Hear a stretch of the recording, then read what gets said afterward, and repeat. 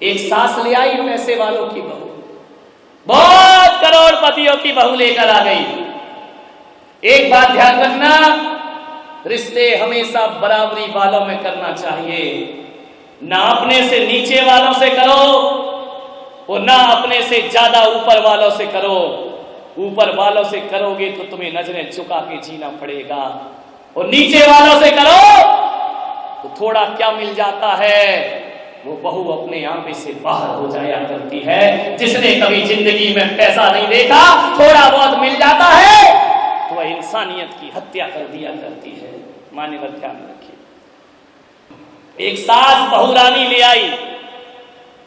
अब एक बात बताओ, बहुरानी आएगी तो सास को नौकरानी तो बनना ही पड़ेगा।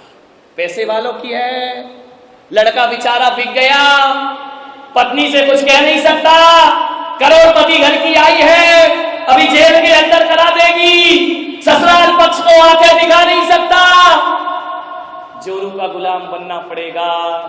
और अम्मा को सास रानी नहीं, नौकरानी का जीवन बिताना पड़ेगा, क्योंकि आप उससे कुछ नहीं कह सकते। 8 बजे सोकर उठती। एक दिन सुबह सुबह सासू मां 8 बजे बहू उठती, सासू 4 बजे उठ जाती। झाड़ू लगा रही थी, बेटा उठा। बेटे ने कहा, यार इस उम्र में मेरी अम्मा झाड़ू लगाए। पत्नी से कह नहीं सकता, क्योंकि बहू नहीं है, बहू रानी है, धनपति के घर की आई है। मैं भी रानी, तू भी रानी, कौन भरेगा पानी। ध्यान रखिए, कुछ नहीं कह सका। उसने अम्मा से कहा कि अम्मा जी ला झाड़ू मैं लगा देता हूं। माँ ने कहा, बेटा पागल है क्या, जिस घर में स्त्रियां होती हैं और पति आदमी झाड़ू लगाए, रिद्धि सिद्धि बाहर चली जाती है। मैं झाड़ू लगा दूंगी, कोई बात नहीं है। बेटे ने कहा, नहीं मां, मेरे होते तू झाड़ू नहीं लगाएगी, ला झाड़ू मैं लगाऊंगा। मां ने कहा, नहीं बेटा, जब तक हाथ पैर चल रहे हैं मैं झाड़ू। दोनों में तू मैं हो गई, झाड़ू पकड़ के खींचने लगे। बेटे ने कहा, मैं लगाऊं। मां ने कहा, आवाज चली गई बहुरानी के पास, झट से उठी, दरवाजा खोला। कमबख्त लोग सोने भी नहीं देते शांति से। झरोखे में से बोली, क्यों झगड़ा कर रहे हो सवेरे सवेरे, मेरी नींद डिस्टर्ब कर दी तुम लोगों ने। सास ने देखा, कुछ नहीं बहू, तू सो जा। और लिया पैसे वाले की बहू, सो जा। बहू ने कहा, बात क्या है, झगड़ा क्यों हो रहा है सुबह सुबह। बोले, देखना बेटा, ये तेरा पति कहता है मैं झाड़ू लगाऊंगा, और मैं कहती हूं जब तक घर में महिला है मैं झाड़ू, और मेरे हाथ पे चल रहे मैं लगाऊंगी। तो पति ने सोचा शायद अब शर्म आएगी उसे। मालूम है महारानी ने क्या कहा। बोले, पागलो, झाड़ू के लिए झगड़ा क्यों करते हो, इतनी लड़ाई कर रहा इतने से काम के लिए। तो बोले, क्या किया जाए। बोले, आपस में बांट लो, एक दिन तुम लगा लिया करो, एक दिन तुम लगा लिया करो। और जा करके फैसला देकर बहुरानी आराम से सो गई। ध्यान रखिए, विचार करिए, उसको काहे की शर्म। ध्यान रखना, बहू लाओ, बहुरानी मत लाओ। जो बड़ी बड़ी सभाएं करता है, हम समाज में जन जागरण कर रहे हैं, दहेज विरोधी आंदोलन। जब उसके बेटे की शादी होती है, लड़की देखने जाता है, और लड़की वाले जब पूछते हैं कि भाई साहब तो ये रिश्ता पक्का समझूं। नहीं, रिश्ता तो पक्का है, थोड़ा सा क्या है कि ये लड़की पैर फेंक कर चलती है। तो लड़की के बाप ने कहा, पैर फेंक कर चलती तो मैं क्या करूं। बोले, ऐसा करो भाई साहब, 5 लाख रुपए और ले लेना। अरे दहेज विरोधी आंदोलन, मैंने दुनिया में दहेज के विरोध में जन जागरण, मैं दहेज महेज नहीं लेता हूं। अरे भाई साहब, चलता है बात, 5 लाख रुपए आप ले लीजिए पैर। उसने कहा, हाँ यार, बात तो ये है, पैर यार कौन देखता है। सोचो, 5 लाख में लड़की का पैर सही हो गया, तो फिर रिश्ता पक्का समझे। अरे नहीं, बस लड़की थोड़ा सा बात करते समय तिरछा सा देखती है, बोली भाई साहब 5 लाख और प्लस कर लीजिए। अरे आंख में आंख कौन देखता है भाई साहब, हम तो दहेज वहेज लेते नहीं हैं, कोई बात नहीं है। बोले लड़की थोड़ा बोलने में हकलाती है। बोले 5 लाख और। बोली लग रही है लड़के की, ध्यान रखिए, बिक रहा है लड़का, सौदेबाजी हो रहे हैं। आप विचार तो करिए। देखो भाई साहब, दहेज वहेज के तो हम सख्त खिलाफ हैं, लेकिन क्या करें, आप यदि चाहते हो, आपकी बेटी नाजों से पली है। अब आजकल की बेटियां बसों में धक्का तो खाना नहीं चाहती हैं। कौन लंबा लंबा सफर ट्रेन से, हमें कुछ नहीं चाहिए। तुम्हारी बेटी आप चाहो कि बसों में धक्के नहीं खाए, एक 10-20 लाख की कार तो हम तो जिंदगी में उस कार में बैठेंगे नहीं। हमने तो सौगंध खाई, हम जिंदगी में कभी दहेज नहीं लेंगे। हम तो समाज सेवक लोग हैं, हम तो सोशल वर्कर। लेकिन लड़कियां कहां मानती हैं आजकल।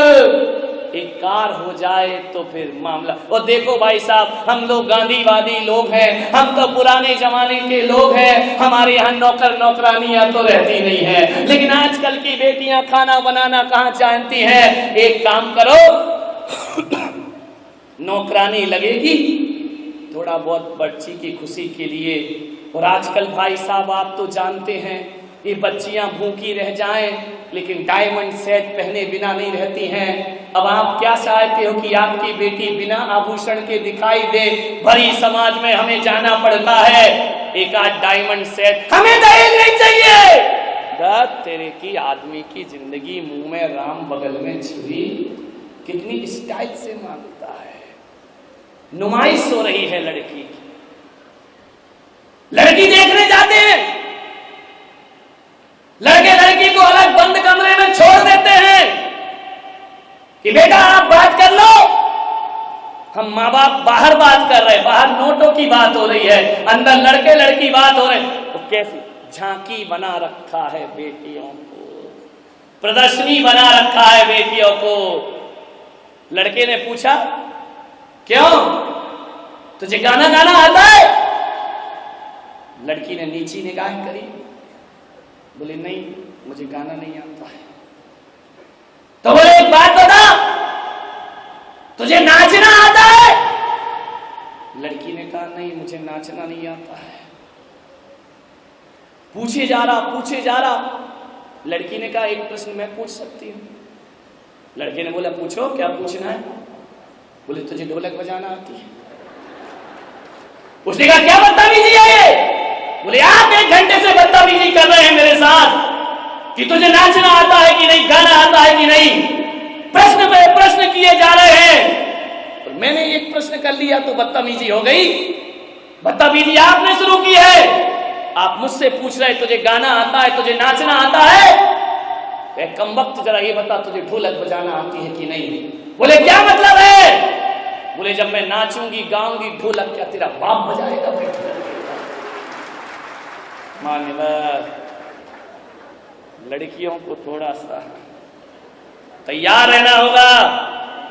दहेज के भेड़िए घर में आए, धक्के मार कर भगा दीजिए।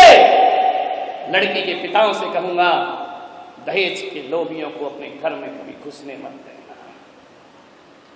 सासुओं से निवेदन है,